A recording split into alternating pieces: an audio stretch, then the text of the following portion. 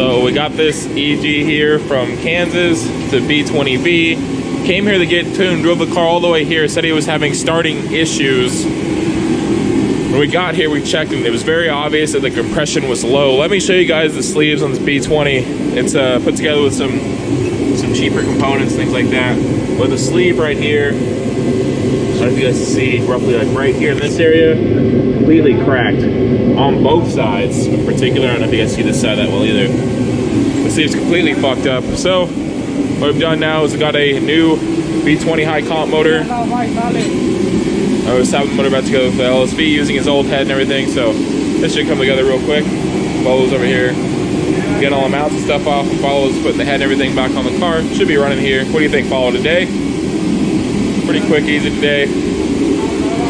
Get her running, get her back up the dyno and get her back. So hopefully everything's gonna go good with this thing. There she goes. Bitch was stuck. What's that? It was stuck.